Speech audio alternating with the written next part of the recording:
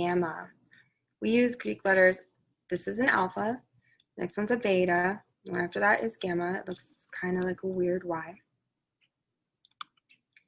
So we'll go through them step by step to talk about it. Remember, radiation is a result of atoms being unstable. There are two main causes of that, being too heavy and too light. First one we're going to talk about is what if an atom is too heavy? All right, so here we've got a uranium-238. It is too heavy. There are too many neutrons in its nucleus, so it has to undergo decay to get lighter. So what it does is kind of shoot out 2 neutrons and 2 protons, so it's lighter and more stable. But when that happens, it completely changes the atom itself. So it did lose 2 protons. And remember what I said before, if you ever change the number of protons, the atom itself completely changes. So look, it's no longer uranium after this decay event, it's actually thorium now. We went from atomic number 92 to 90. So alpha decay, by definition, is just when a large atom becomes more stable by ejecting an alpha particle. So when it undergoes this ejection here, what we call this 4,2-He, this is an alpha particle. We ejected it and became thorium, so it could stabilize. We always use helium, and when you see it in problems, if it's an alpha decay, it will be written like that, 4,2-He.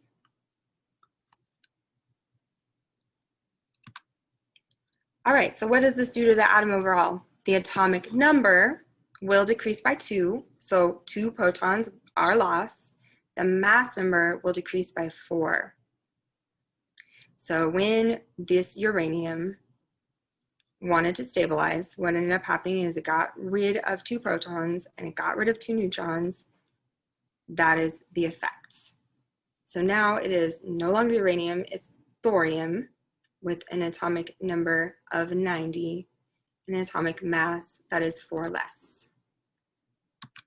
Test yourself. Okay, so let's say you're a scientist working with some nuclear isotopes, and you're emitting a radioisotope to become stable. What are you going to see when you are looking at your observation? Well, let's look at our last slide here.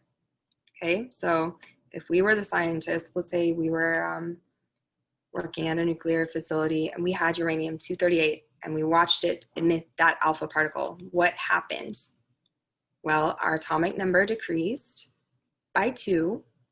So that 92 is going to go down by 2, or whatever number you start with will decrease by 2, and the mass number will decrease by 4. Okay, this type of decay, you're never going to see the atomic number not change. So B is out. The atomic number is 4 less. Let's look at choice A. Is it 4 less?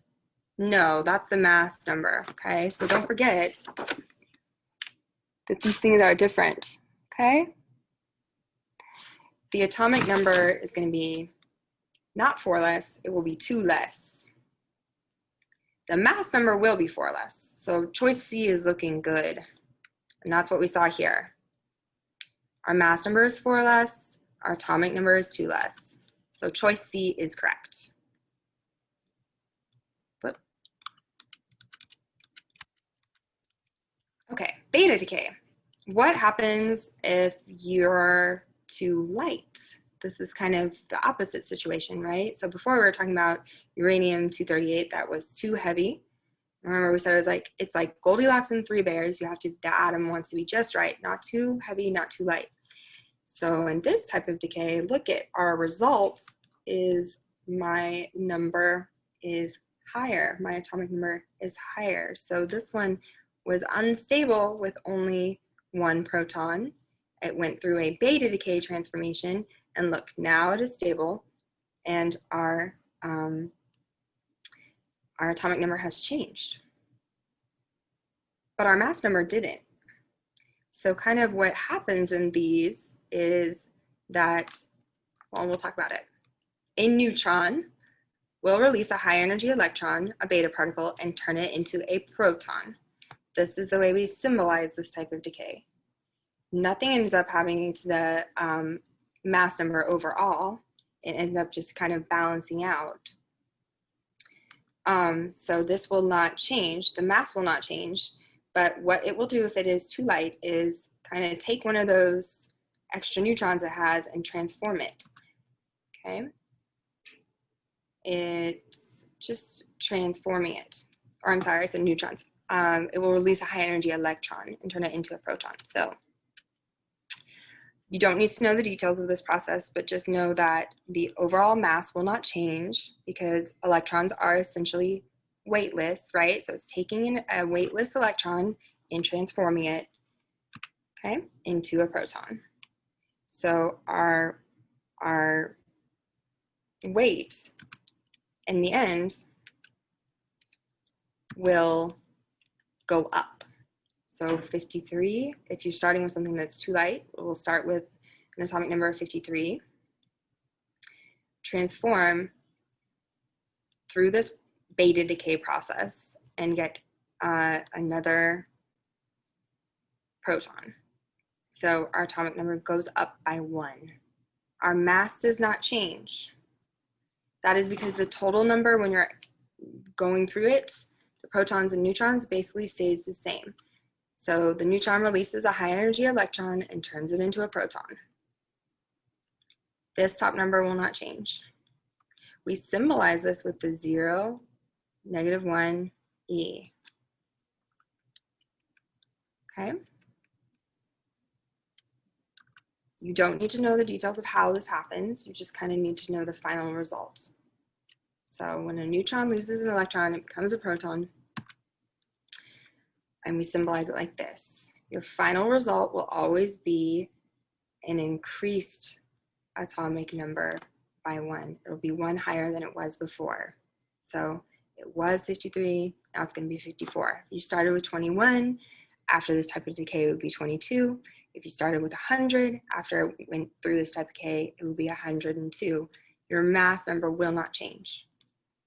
The one on top will not change. That's why there's a 0 there.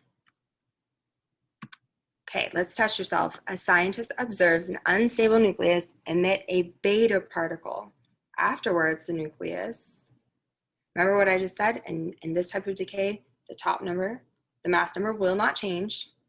Okay, so these are both wrong, C and D, because it says these are both saying the mass number will change. This won't change. The mass number will not change. The atomic number, the protons, changes. It goes up by 1, okay? So it says the atomic number decreases by 1. That's not true. This atomic number went up by 1, okay? So it is A, answer A.